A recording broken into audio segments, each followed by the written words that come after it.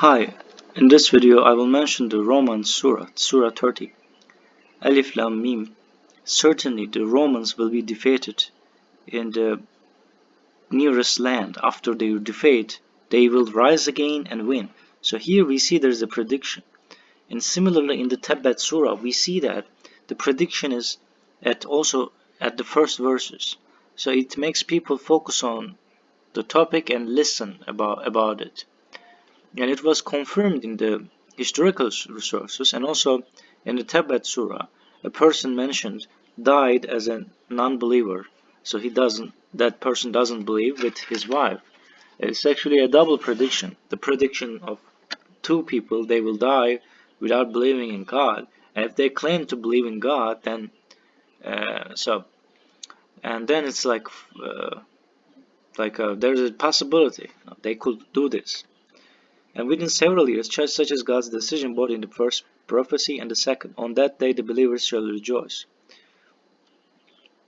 In God's victory, He grants victory to whomever He wills. He is the Almighty, most merciful.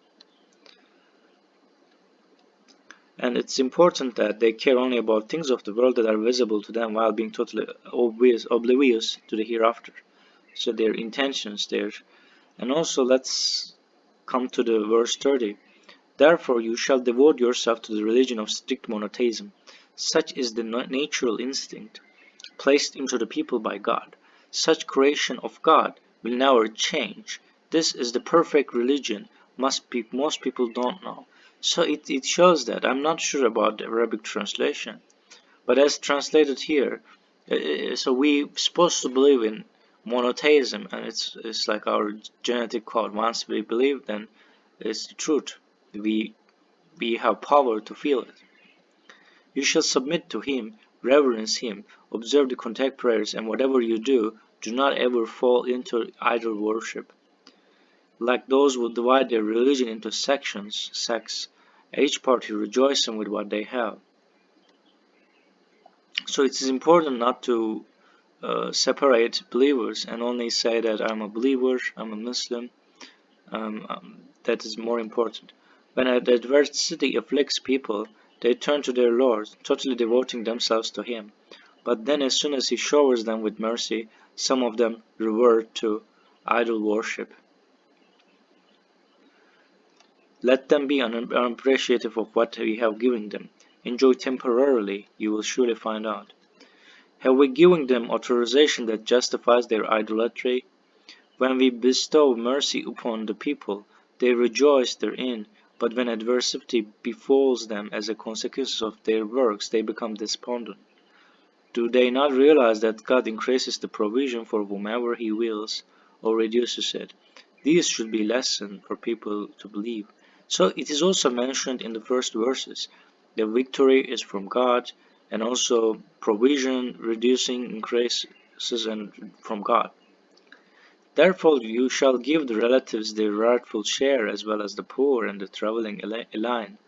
This is better for those who sincerely seek God's pleasure. They are the winners. So it is important that in a society, if every rich person give money to the others, it will create some sort of uh, it will the money will go from one person to another person. So that's something good and wanted. The usury that is practiced to increase some people's wealth doesn't gain anything at God.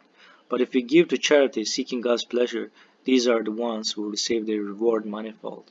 God is the one who created you. He is the one who provides for you. He is the one who puts you to death. He is the one who resurrects you.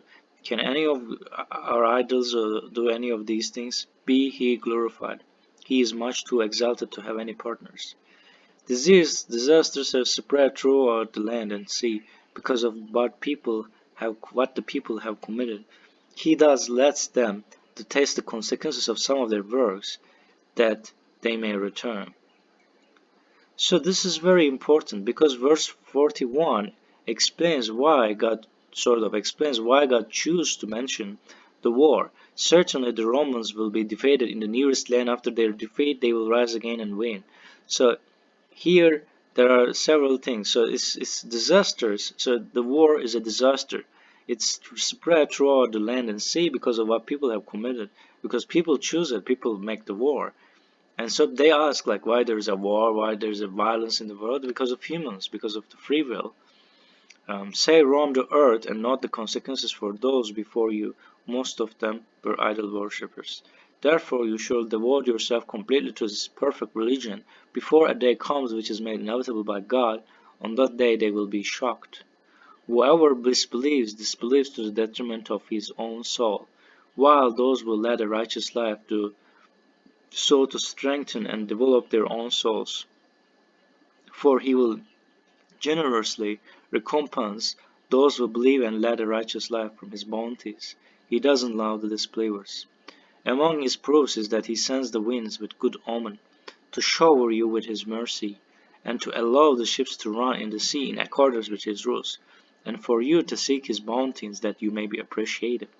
So it's also, winds are good also, they clean air pollution. If the wind speed is high, then the pollution will be less. So it's also maybe related to mercy. It's not mentioned here anyway. And to allow the ships to run in the sea in accordance with his rules. And mentioning the physical laws is amazing, because at that time there is no physical law. So that's all I want to say in this video, and thanks for watching this video, and hope to see you in the next video. And translations may change, and if I made a mistake, please correct me in the comments.